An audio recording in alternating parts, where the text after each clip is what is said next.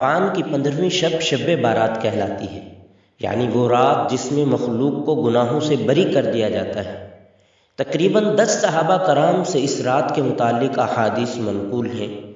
حضرت عائشہ رضی اللہ تعالی عنہ فرماتی ہیں کہ شعبان کی 15ویں شب کو میں نے نبی کریم صلی اللہ علیہ وسلم کو اپنی آرام گاہ پر موجود نہ پایا، تو تلاش میں نکلی، دیکھا کہ آپ جنت البقیع کے قبرستان میں ہیں۔ پھر مجھ سے فرمایا کہ آج شعبان کی 15ویں رات ہے، اس رات میں اللہ تعالیٰ آسمان دنیا پر نزول فرماتا ہے اور قبیلہ بنی کلب کی بکریوں کے بالوں کی تعداد سے بھی زیادہ گناہوں کی بخشش فرماتا ہے۔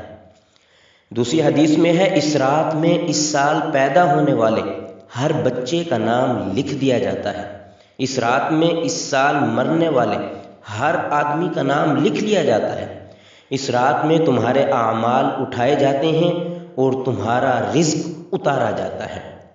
بہرحال اس رات کی فضیلت ہے اور سلف صالحین نے اس رات کی فضیلت سے فائدہ اٹھایا ہے۔